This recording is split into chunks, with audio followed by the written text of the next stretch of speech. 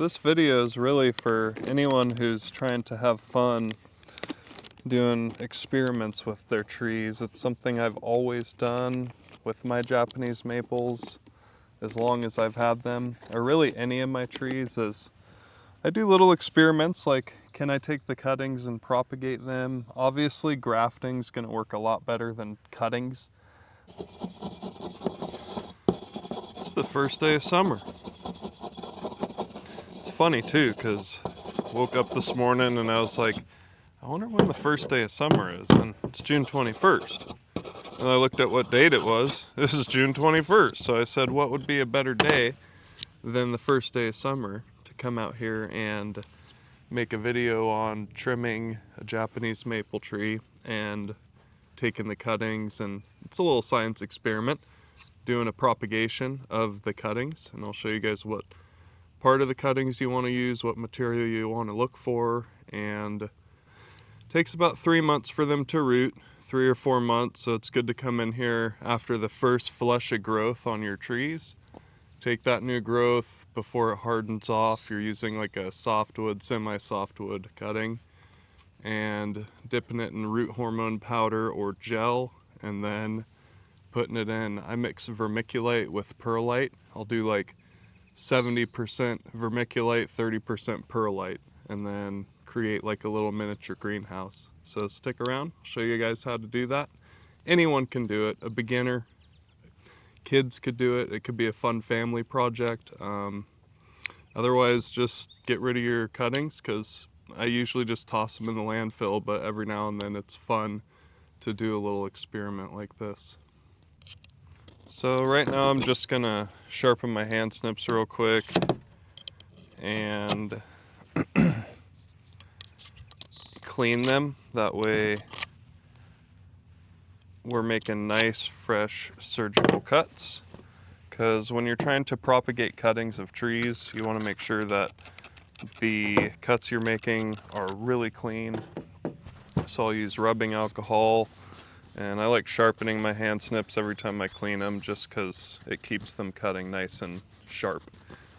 And when you take a little bit off of the trees during the summer, what will happen is the tree will start to compartmentalize that energy in a different place, and then you can come and do a follow-up trim at the end of summer. So I'll do 2 sessions of trimming on my trees during the summertime to maintain the growth, and I do a little bit each time, and it's how you maintain really, really artistic trees. So we're going to take a walk all the way around the tree just to show the structure of it, and before making any decisions on what to cut off, we want to kind of study the tree, and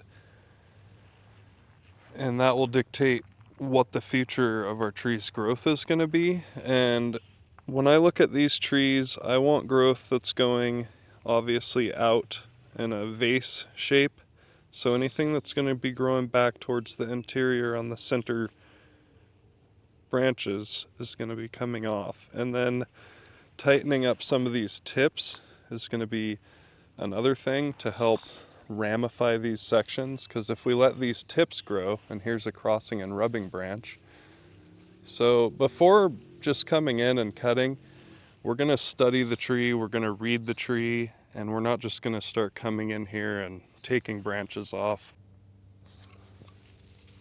So first I'm going to come in here and focus on clearing out this interior, taking off some of these branches that are sticking straight up into the other main sections of the branches, and I'm just going to take all these little cuttings that I'm making and set them on the table.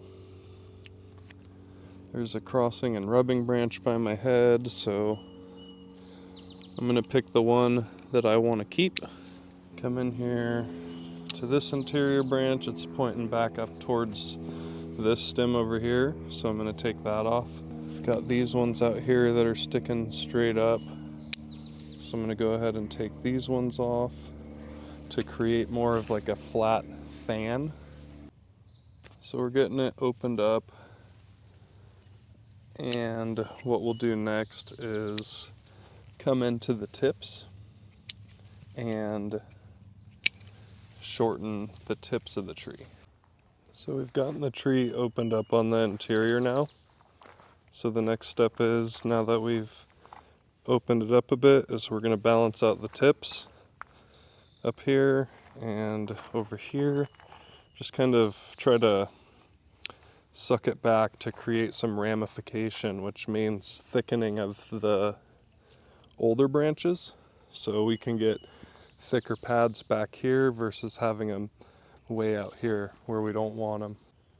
So tightening up the tip growth is mostly just coming in, and I want to cut to an area where I can tighten up the tree and redirect its growth. So I'm going to be taking off stuff that is growing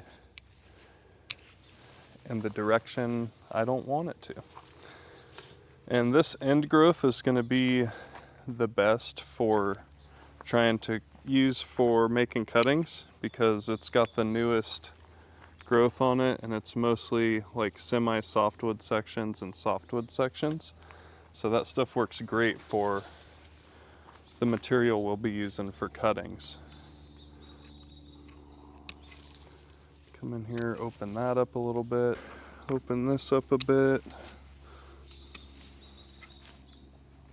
And again, anything you see that's growing back up, up towards any of the other parts of the tree, the main parts of the tree, just take that off. We want everything flowing the same direction. And then coming out here to the pads and tightening them up a bit helps redirect that growth. Like I say, getting it to where we want it to grow. So I'll come in here to sections like this, take that off, reduce this back, reduce this back, right here a little bit.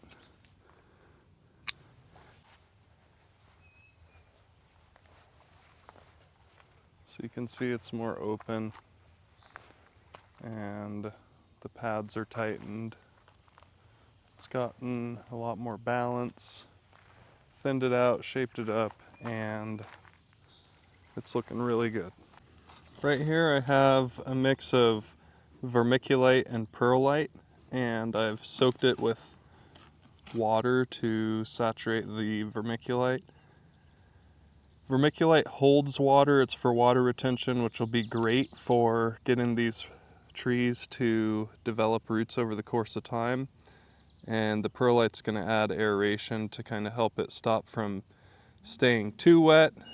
And I'll show you guys what we do next.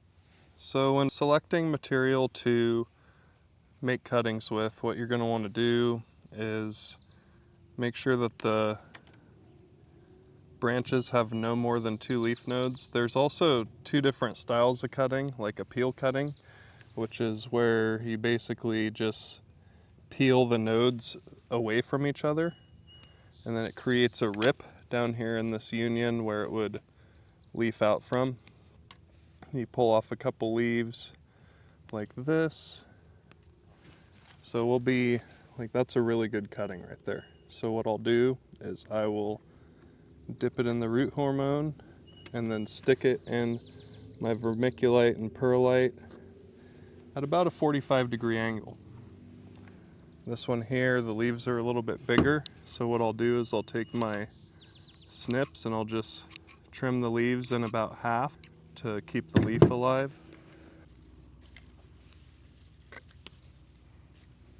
So what I'll do is I'll make a little pile of cuttings, and right there I just made another really nice peel cutting that will work great. So we'll dip that peel into the root hormone gel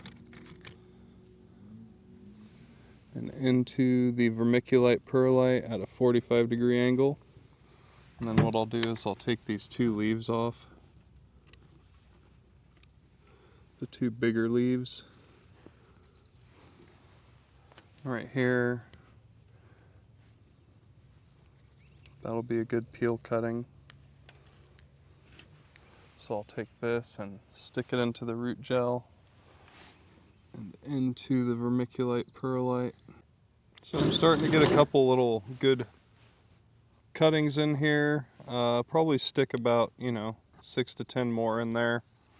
And then we'll find a piece of sheet plastic to cover this with, and then we'll just tape that sheet plastic to the edge and put it in an area that gets very little sun.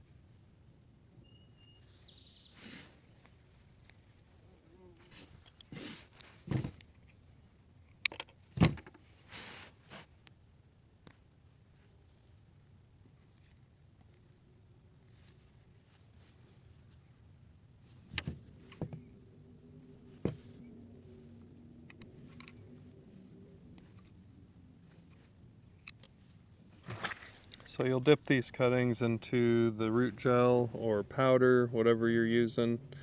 If you use the old school willow bark soaked in water, that works too.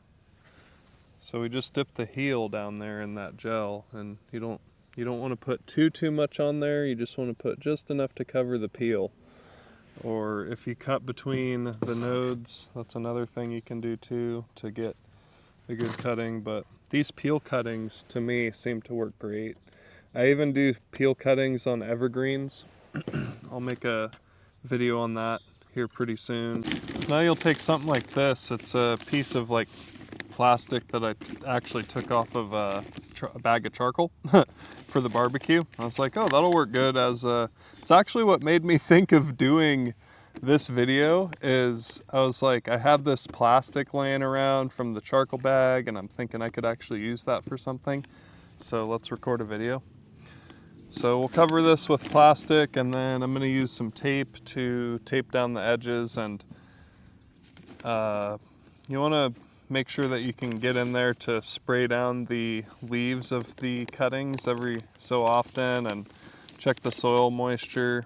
And if you have a soil moisture tool where you can actually check the moisture content, you want to make sure it stays around 5 or 6 pretty consistently. And by misting the leaves, because they don't have roots to send water up to the leaves, that'll stop them from drying out. And then we'll put this in an area where it's not getting direct sunlight, it's not getting hit by afternoon sun, it's just barely getting hit by sun, and this will act as like a little miniature greenhouse in here. So now that we've gotten this covered up with tape, I'm probably going to be using this side over here to lift off and spray them down with a spray bottle with water in it when need be. So definitely over the course of time, you're going to want to check on these at least probably once or twice a week. The vermiculite's going to help keep them moist for a lot longer than you realize. It retains water so well, and then with this being kind of like a little miniature greenhouse here, air can still get out here from like the flaps where it's not sealed absolutely completely tight. So I'm not too worried. And then there's a couple defects in the plastic just from when it was wrapped around the charcoal. So we'll put this in a nice calm area.